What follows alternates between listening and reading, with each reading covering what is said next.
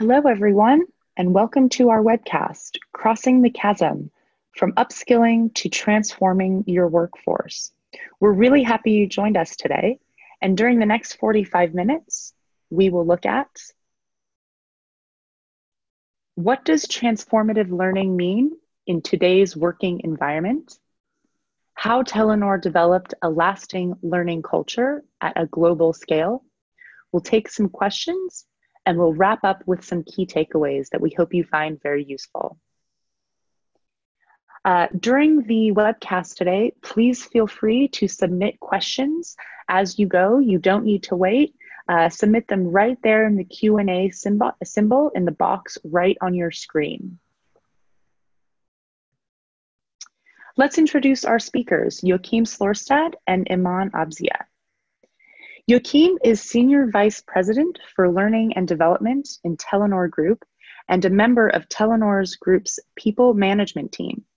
He holds a master's degree in educational science from the University of Oslo and has completed postgraduate studies in organization and systems development at the Gestalt OSD Center in Cleveland, Ohio. Joakim has been working with leadership, culture, and competence development since 2001. Before joining Telenor, Joakim worked both as an independent consultant and as part of AFF at the Norwegian School of Business and Economics. Eman has been responsible for customer success and account management in various software, technology, and media companies for over 10 years, focusing on driving value and business impact to global organizations. In her current role at Coursera, Eman works with leading enterprises across Europe and EMEA, such as Telenor, to drive successful learning outcomes that transform talent. A reminder that today's session is brought to you by Coursera, the global leader in online education from the world's top universities. We work with over 190 universities around the world and with partners such as Google and IBM to offer top content across a range of topics from business fundamentals and leadership, data and analytics, machine learning, personal development, finance, health, and many, many more topics. Coursera for Business works with companies around the world to support their learning and development strategies and drive impact towards the workforce needs of today and tomorrow. And with that, I'd like to hand it over to Eman, who will dive into transformative learning and why it's important. Over to you, Eman. Thank you. So we're really excited to have Joakim join us today as we cover the key topic of what does transformative learning mean in today's working environment. We're in the middle of the next paradigm shift in the industry. A few years ago, advancements in new technologies came into picture full force as businesses went from operating on-premise to on cloud. With these evolutions in technology, there came new requirements for both business operations and skills within the workforce. Now we have continued impact through these changes in areas such as machine learning, data science, and technology advancements, all impacting businesses at a whole new level and influencing how individuals and organizations think, work, hire, train, and integrate for immediate and long-term success. So transformative learning is a blended form of learning, addressing the various development needs across the workforce, whether that's to support individuals developing new skills required to be successful with their jobs today, or upskilling teams and developing them across new paths, to teams that also need more in-depth skills development in topic areas such as machine learning. And in some cases, organizations that are going through complete significant shifts to their whole business model and therefore need to transform their workforce in its entirety. The impact of these technological changes on the global working population is huge. So according to McKinsey, 400 million employees around the world and roughly 50% in Europe are potentially impacted to digitalization and automation. That's roughly half the able-bodied population of the region. These changes will impact all geographies and industries. Therefore, the critical challenge for organizations has become how to prepare for the ever-changing world of work. With this impact on the working population, it's critical that businesses and organizations take an active role in developing their existing workforces through reskilling and upskilling, and to support the individuals to take a proactive approach in their own lifelong learning. Traditionally, many employers have focused on retraining and reskilling efforts on a narrow set of currently highly skilled and highly valued employees. However, in order to drive a successful workforce strategy for the impact of digitalization and automation, there needs to be a fully leveraged strategy across a motivated workforce, equipped with the skills to succeed with these opportunities in the long term. Therefore, the path to driving this change is focused on upskilling, blended learning, expert education, and self-learning. The need for transformative learning in organizations is not just a critical need, but also it's urgent. The pace of technological development continues to speed up, leaving a widening gap in the human adaptability. So there's never been a more important time for learning in the workplace. As we hear from Joakim and many other learning and development leaders, the biggest challenge organizations face these days is building a learning culture. And so we're now thrilled to have Joakim join us today to share more insights on how Telenor, which is one of the world's major mobile operators across Scandinavia and Asia, is solving for these important challenges and adapting to build a successful company today and a sustainable company for the future. So Joakim, thank you for being here today, and we're really excited to hear more about your learning strategy. Thank you very much, Eman, and thanks for inviting me. I think for Telenor, the challenges that you describe have been very clear. There is a big demand now for new skills, and our approach to that has been what we call the Learning for All strategy. So just to put it in a bit of context, I would like to start with a short story. This is Aresh. He works in one of our Asian operations, and he basically have upskilled himself from a traditional marketeer towards a software engineer, a software programmer. So he's made a lot of effort in his own learning. Unfortunately, at the same time, he experienced that it was very challenging to find time for that kind of learning, not necessarily getting the support he needed. And also that it's quite challenging to get into projects where you can practice these skills. So that's been our challenge. How can we help people like Aresh actually reskilling himself into new areas?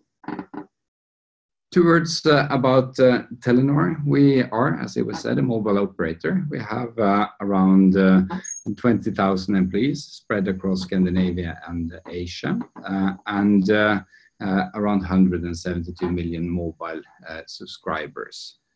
So that's the context we are working in, and it's been a digitization journey. If we move to the next slide, where we have seen that for us, figuring out what digitalization actually means has been part of the strategy process. We started quite wide, looking at all the new opportunities, but we have gradually sharpened the focus in our strategy. Now seeing that for us, it's around making internet access available to people, and then doing that in a smarter way, personalizing it, making it efficient, and then in some instances, it's also about taking new digital positions. So we have moved the digitalization closer to our core business. And that also means that it's been a shift for HR. We started out thinking that digitalization is about recruiting all the new competence in. But as we have sharpened our focus, being closer to our core business, we see that the potential for actually upskilling employees, I guess you can click, and moving people around in the company, utilizing the old strengths that we have, but putting them into a digital context, has been much more relevant as we are closer to the same type of business. We have also decided to focus our efforts on a few critical capabilities that are anchored all the way up to the board of directors. So you see the list here: analytics, marketing, digital channels, product development, and design. And we take a quite holistic approach to this, really trying to move the needle rather than spreading too thin in our HR efforts. So how we do it, I will share two practices. The first one is what we do on expert education, and the second is what we call the 40-hour challenge. So moving into expert education, first of all, what we see is that the content that is available through Coursera and through other vendors really is a fantastic starting point for designing curated learning journeys within Telenor, where we work very closely with the experts in the organization, in the line organization, to put together content that fits with the Telenor strategy, and then supplementing it with a very thin layer of customized content. And we try also to accredit this so that you can actually earn a degree within the Telenor system within these areas. So how it looks in practice is that we select individuals, we nominate them for a learning journey lasting up to 12 months, consisting of online learning, boot camps where you meet other experts on the same journey, discussing both the implications of the generic changes and the generic content to Telenor, and also designing your own learning path that is more individualized, and then planning how to apply these skills on the job. And we see that last part being a key challenge. You need the knowledge, but you also need arenas where you can practice it, and that's sort of the way that leads up to a Telenor degree in our approach. So before I move on to the next section, I think this is a good time to ask if there are any questions. Thanks, Joakim. There's one question that would be great to hear your thoughts on. So as you took us through earlier, you're a global organization. And one thing that we would love to understand more about is how does Telenor's Learning and Development Group partner with other business units in terms of driving these successful learning outcomes and building these journeys? And with that, do you mean other business units within the Telenor Group? Yes. Yeah, so yeah, it's a very good question, and that's also been a journey for us. We are a company of fairly independent business units, but we see with the digitalization that there is more and more that cuts across these companies, and that we depend on some global initiatives. Actually, on learning and development, we've made a big shift, moving from local teams to having one global L&D organization that reports into me and is virtually set up so that we have presence on the ground in each business unit, but also a central portfolio team or central portfolio teams that design the portfolio one time over instead of copy or sort of making it different for each business unit. So we try to build make the building blocks that we can then customize into a plan for each business unit. Thanks for sharing that. Okay, so moving on, the other part that we wanted to do is really to work on the learning culture of the company, because the expert education part, that's when we target individuals that are ready for a deeper reskilling. The 40-hour challenge has been about giving everyone a chance to stay relevant in the company. And the way it all started was actually around this time last year, when our group CEO challenged all the employees to spend time on self-development. We had seen through interviews and through interaction with the organization that the key challenge that people experienced was that even though the content was available, they didn't find time to learn. So the CEO sent a clear message that everyone has at minimum 40 hours available that they should spend on their own self-development, and that they can claim if their leader finds it difficult for them to spend time on learning. And it was very clear that this should be hours within the working day and then of course you can do what you want on the side. So clearly anchored challenge from the CEO kicking off this initiative. And what we have seen in the organization is that, if you move to the next one,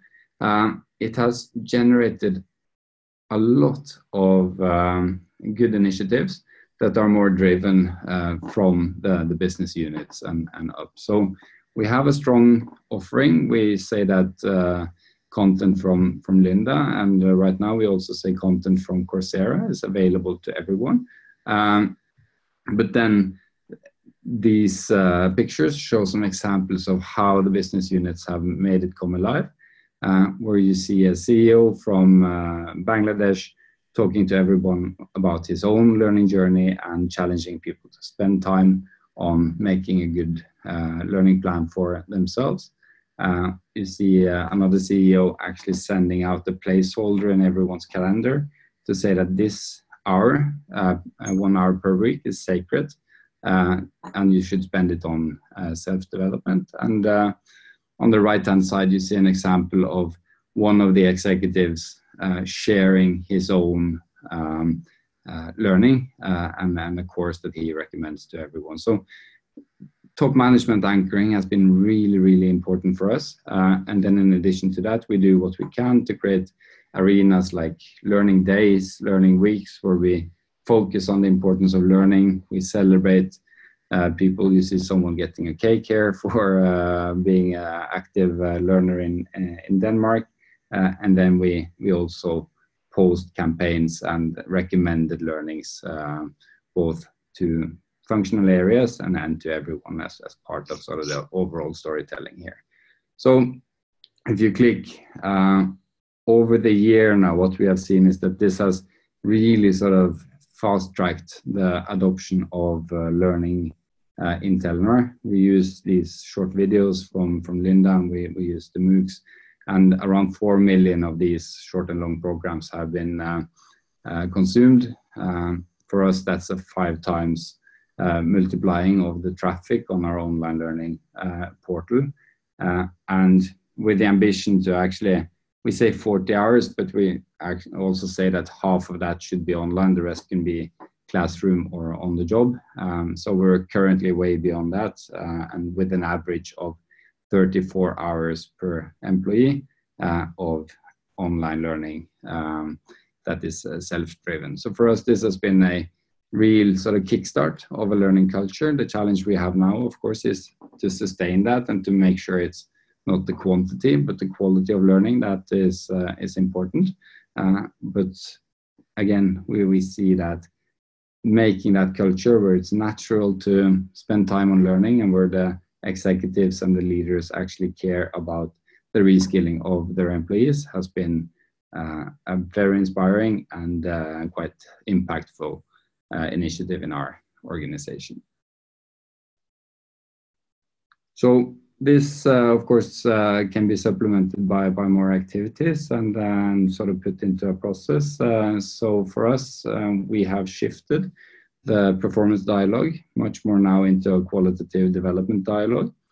We also see that we need to train leaders to be good sparring partners for development initiatives and development plans. So we train everyone on a strength-based approach, and we've also focused quite a lot on the mindset behind this, and we use the growth mindset approach as a framework to initiate that kind of reflection together with the leaders. So it's been a good start. We still need to work on really getting this to be a sustainable part of the culture, and this is sort of what we see now coming up as quite important going into next year.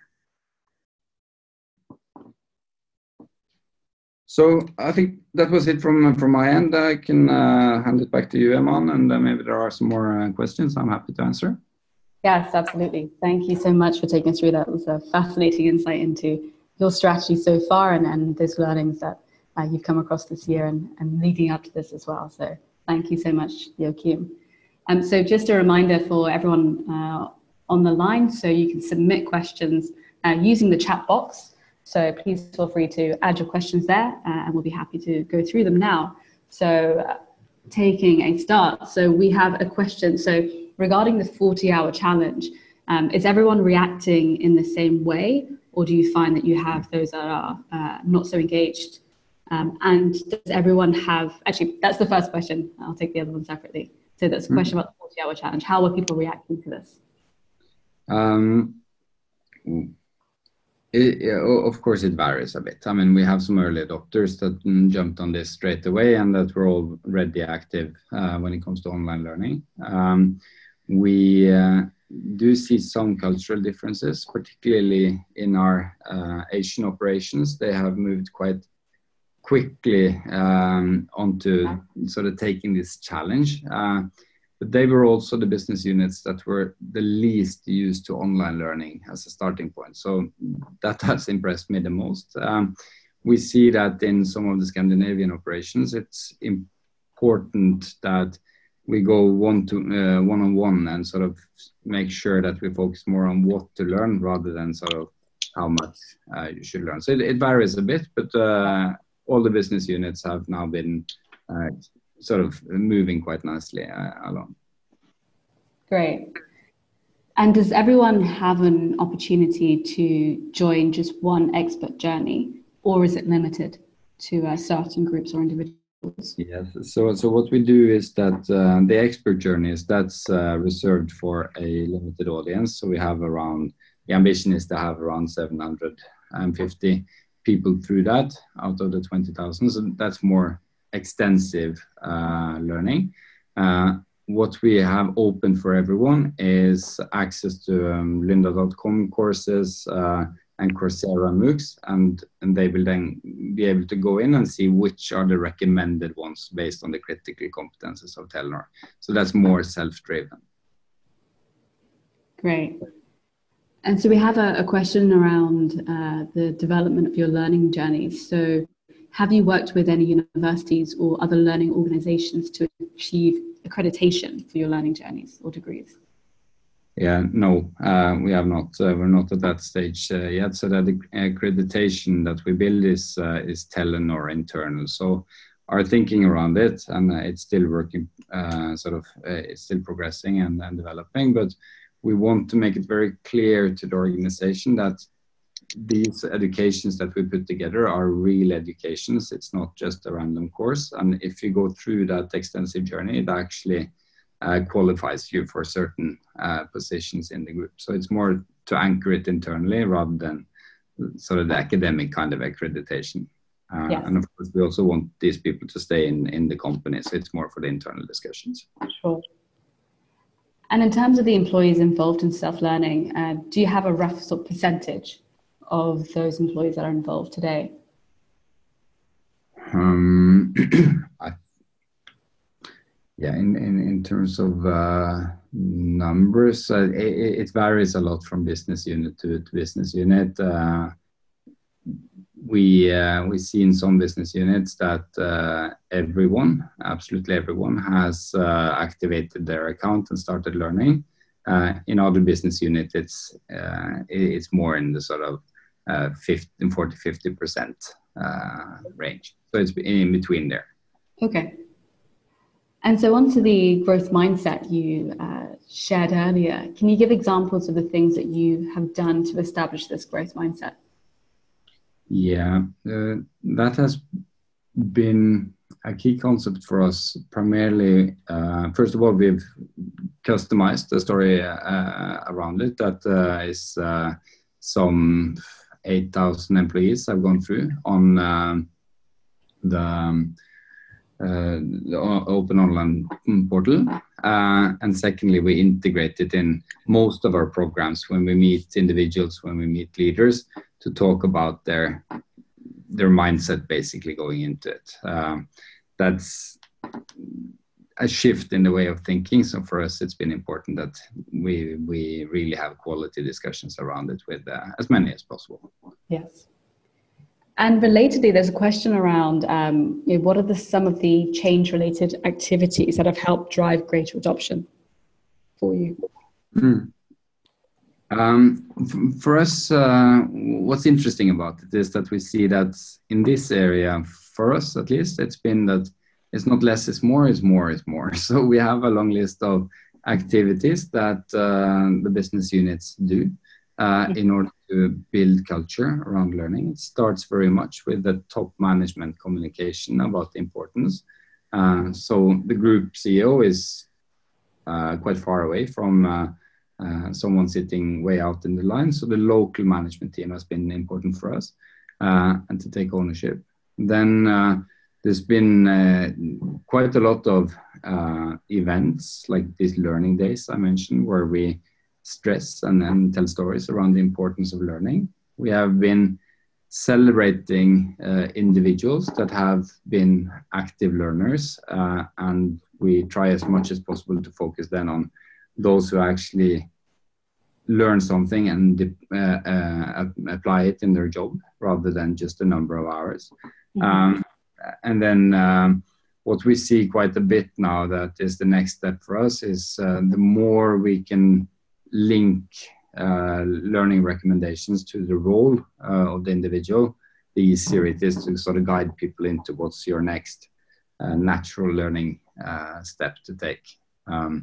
People get a bit overwhelmed by the sort of opportunities, and our job as L&D is very much to curate and help people find the right content. Yeah. So related to that, with the 40-hour challenge, do you have any other specific incentives that you put in place for those employees who complete the 40 hours, other than offering time to put aside for learning? Yeah, so there is we have set a target on it, and the business units are quite keen to reach that target, and then it varies a bit how they incentivize it, but some will have a personal bonus related to it that has absolutely sort of contributed to getting people started. And then our ambition is to get this much more to be part of the culture as we move forward, and not something that is externally sort of motivated. Yeah. Great. We have a question around how you generally deliver your content. So, so do you deliver content on Coursera directly as such, or do you have an LMS integrated with Telenor's internal software? Yeah, so the way it works is that you go to the internal LMS, and there we've made these curated learning paths that you can see, and as part of them you will see a recommendation for a MOOC in Coursera, and once you click on that, there's a quick application that you need to fill in, and then you get access directly to on Coursera for Business. Great. We have a question around inspiring your people. So how do you inspire development in key areas such as data science, digital marketing, and leadership? Yeah, it's a very good question. And what we see is that for us, having credible people from the line organization, sort of guaranteeing for the content and stressing the importance of it has been important. I think it's been a great advantage that we focus on only 5 areas rather than sort of the full list of everything you can learn in order to become digital. So that not everyone, but a lot of people will know sort of those critical capabilities and what they are about. And then yes, yeah, so I think that's sort of been important for us. We actually see that there are 2 things people are going for. One is these critical competency areas, and we see more traffic on those than on the other areas. And then there are some evergreens, I think, like time management that people go to much more naturally. Yeah. And so we have quite a lot of traffic on that as well. And how do you balance that approach from letting those individuals select their own education topics and determine which skills they want to develop upon versus, working with the experts to create those topics? Yeah, so we discussed that quite a bit before launching the 40-hour challenge, whether we should say that it's 40 hours and you need to pick from these selected courses, or everything is open, but we have some recommendations. And we went for the latter. We think this is partly just about developing a learning culture in the company.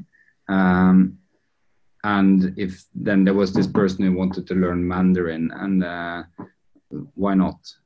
It doesn't hurt knowing it, and we think it's an okay sort of start. And then probably he will do something more related to the digitalization later. So we've been fairly open in how you spend those 40 hours. Great. And how do you combine this plan with career orientation? Are you also investing in that area? We it's that's more a local process.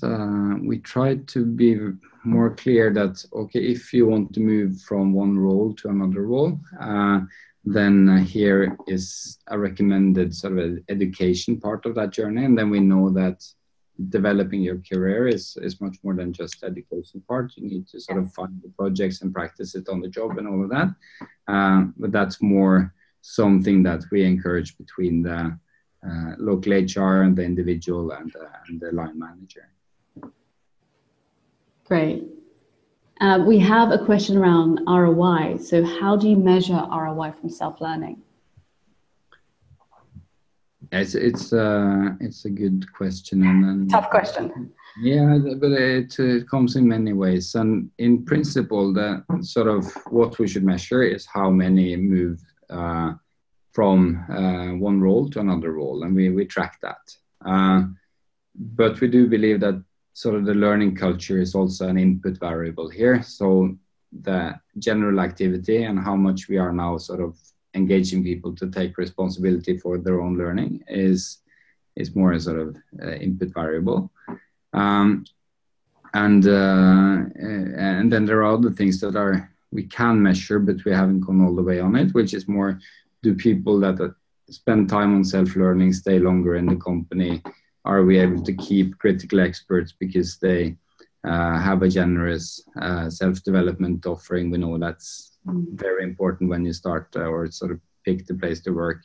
How can I develop in this place? So those things are harder to measure. But for us now, this has been a year with a lot of also learning on how we can engage the organization, and then we try to be more and more disciplined in how we measure the impact and the progress in these areas. But we do have a sort of strategic workforce planning process, and we try as good as we can to measure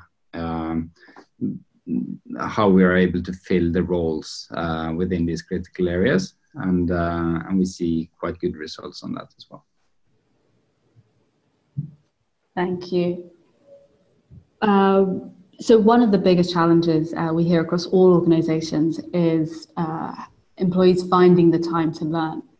So we have a question around, have you encountered any resistance to your learning strategy related to how people manage heavy workloads and still fit time for learning? If yes, how have you managed such resistance? So the starting point for this was that people struggled to find the time. Then for us to have a very clear message from the top and have that repeated from the local CEOs has been important, that you are allowed to spend time on learning in Telenor. It has been presented as a challenge, and of course that also sort of puts a bit of responsibility on the individual. But our thinking has been that let's state a clear number, 40 hours, and then if you over the first year now if you are way below that, that's a good starting point for discussing with your leader and others the balance between the long-term development and the short-term deliverables in the company. So we try to increase the importance and awareness of sort of allowing people to spend time on learning, and now gradually also more on the quality. And I think for us, with an average of 34 hours and an ambition of 20, it's at least we see quite a lot actually being allowed and being very active on using that. Yes. Great. And what would you say is the biggest advantage of this learning project to you as a company, or to Telenor as a company? To me, it boils down to our core values, that we say that we want to be respectful as a company, and we know that the company is transforming, and this puts the tools in the hands of the individual. There is no limit to what you can learn or educate yourself on with all this content available, and that we try to make that real and give people that space in a busy working day to actually use the opportunities available. So I think that's what drives us in the whole thing. Great. So we've heard a lot about the different approaches you've taken and the history leading up to it as well. So if you were to restart this year all over again, knowing the lessons you've learned now, what would you have done differently, if anything? Or what would you do differently next year? So I think first of all, we took an approach, sort of a big bang approach. We wanted to send a clear message that self-development is important.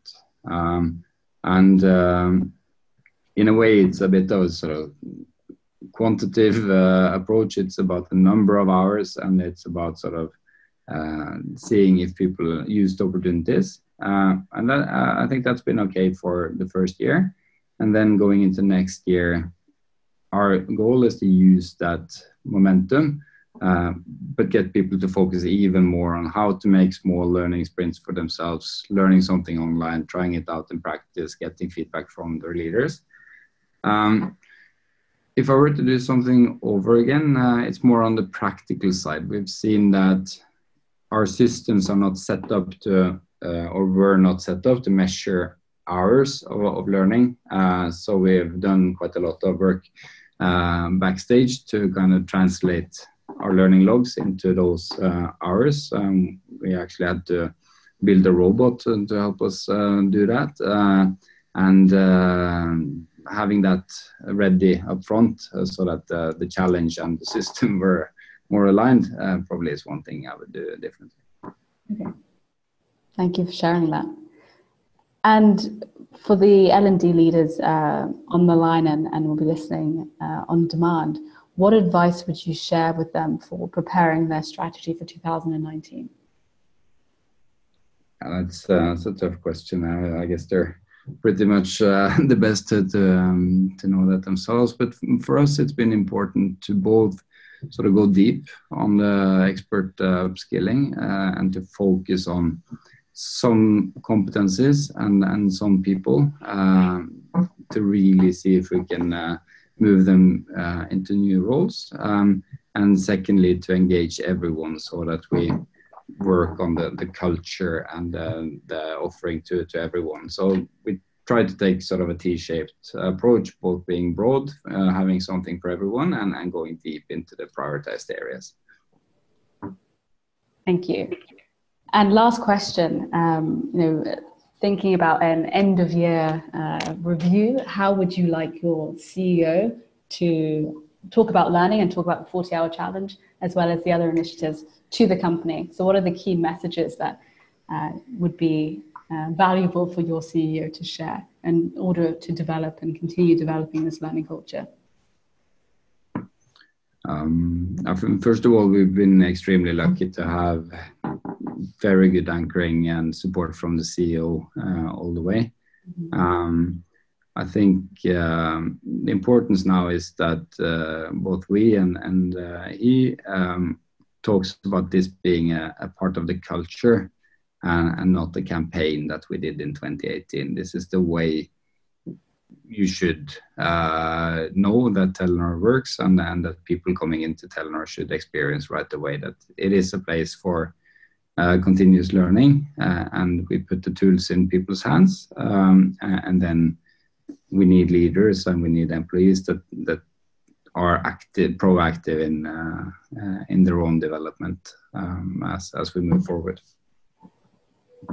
It's a great way to end. Thank you so much, Joakim, for all the insights you shared with us today. It's extremely valuable to everyone listening. And so thank you very much for your time. And to wrap up, so some of the key takeaways we've heard today. So firstly, addressing skill gaps with expert education. And as Joakim, as you said, going deep within these areas is key for developing success. Developing a learning strategy across all levels. So leveraging leadership, not just in terms of buy-in, but also in terms of development and supporting for across all levels, across your organization is key.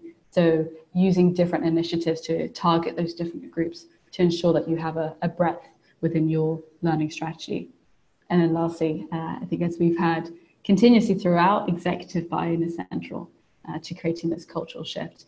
For Telenor, it's started and continues to be led from the CEO, but it's important to leverage local leadership as well to ensure that there is full buy-in across all the different groups within the organization.